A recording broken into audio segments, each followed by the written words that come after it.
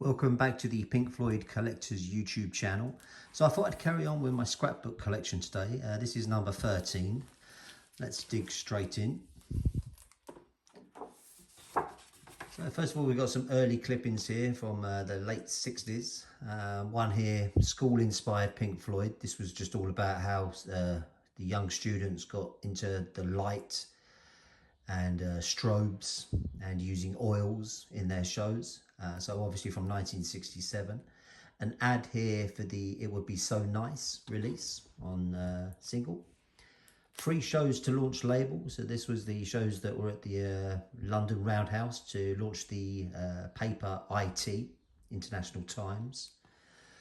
Floyd LP due soon. That's all around Wish You Were Here. And again, just some various clippings here. I'm not going to spend too much time on them. And more clippings. P. Floyd, Pompeii film at the Rainbow. So that was the debut. Whereabouts the Floyd had booked out the Rainbow Theatre in Finsbury Park. 20 Gigs by Pink Floyd. And again, a small ad here for the Belfast Ulster Hall. That would looks like 74 dates there, although Brighton Dome, yeah, I'm not too sure where that one comes from. Mail orders and Floyd gig switch because of the badminton that was happening at Wembley Empire Pool. So that's just on about some gig date swaps from 77. Roger Waters cutting here for his gig he did in 2002 in Belgium. Great Floyd, Point Me to the Sky, and Floyd at Wembley. So as you can see, this one's got a very scrapbook feel to it. 5 hit singles, including See Emily Play by the Pink Floyd. Floyd and the Cup That Cheers. So Richard, Rick, William Wright enjoys gin with everything. George Roger Waters, although with the L here, funnily enough, takes it as it comes. While Nicholas Nick Berkeley Mason admits that booze in all its many colours has been the biggest influence on his professional career with Pink Floyd. Pink Floyd 8 March concerts. Sounds like it's to do with the 77 tour. And various clippings here as well. Quite a nice one here that deals with the Obscured by Clouds album release.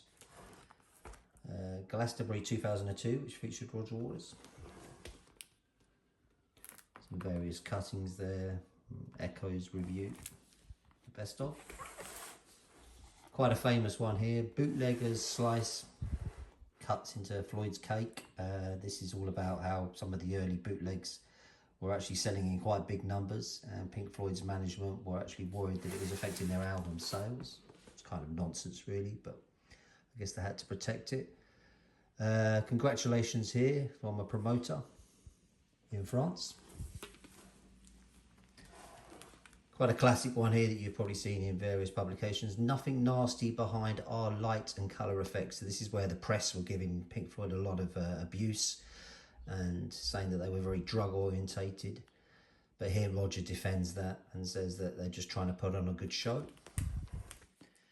Mystery of Floyd's missing tape. A cutting here for a Roger Waters show. This looks like it was in Italy. And a couple of clippings there. This would be a record company sending these type of things out. So this is a still of Nick Mason photograph for publications to use. This is actually my ticket to attend the announcement of Roger's press conference at Abbey Road. This was in 2001, October. And then a flyer that was given out in for the Paris shows in 2002. Again, a UK clipping from the mid-70s. And an RTL France flyer again for the Echoes release. And I think this is the reverse of the other one that's on the other page. Another one you've probably seen here mentioned a lot is the Floyd Complex. So questions and answers and just digging into their live shows. Floyd for Rainbow, again in reference to the venue. Porky's Revenge, so this is actually looking at the photography they did for the Echoes Best Of, and you'll recognise some of these from the concept that Storm came up with and how they actually shot it. And then you've got an air freshener, which probably doesn't smell so good nowadays. I think it's probably about 20 years old. Pink Floyd The Wall.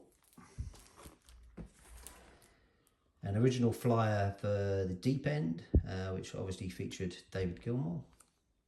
And a couple of newspaper ads there with David Gilmour. So these were small flyers that were handed out in France for the David Gilmour dates. I think there was 3 of them back in 2002. That's like the front and back. And I think it should confirm 23, 24. I seem to remember there was 3, but maybe there was only 2. And a Gerald Scarfe signed postcard.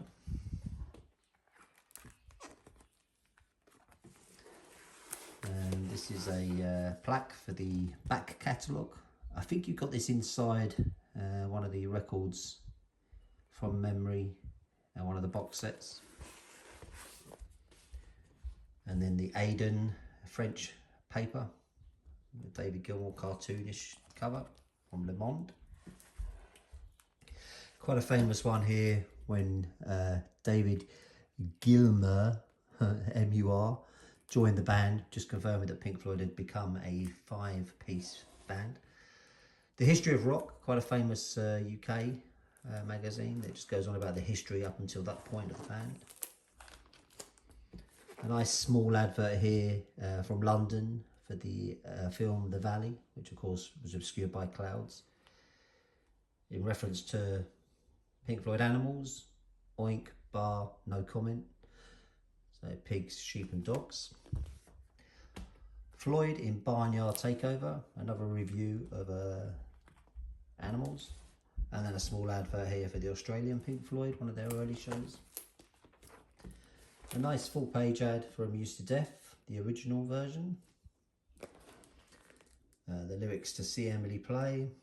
This is actually a postcard of a famous poster that was released for Southport. I think that's 67, yeah, with reference to the Arnold Lane. And just a couple of general clippings. Is it possible that Sid has risen from the grave? And this is even before he was dead. They were talking about him coming back maybe after his layoff. Quite a nice one down here of the band with some gold records. This was in France. Kimbridge Farm Shop was actually just opposite where Roger lived in Kimbridge, in Romsey. This is actually a pass, this one here, the Floyds of London, Nebworth 90, and just a piece on Sid Barrett.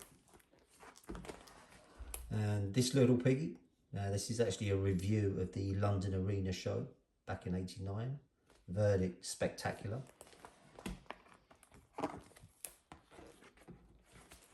On the Town is a review of the Edinburgh date from '74.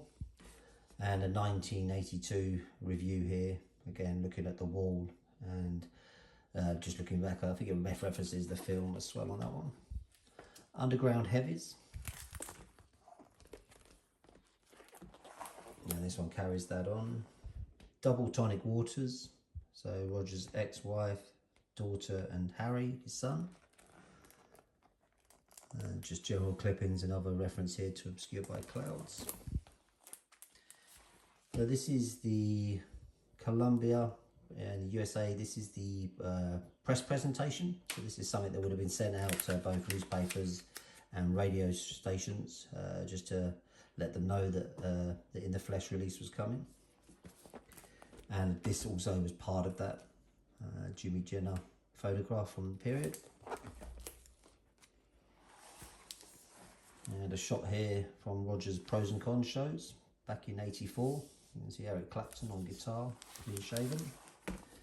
And this is the '94 Division Bell press release. And you just get a bit of a review of the album. And then again, a press photograph for use of the band at the time.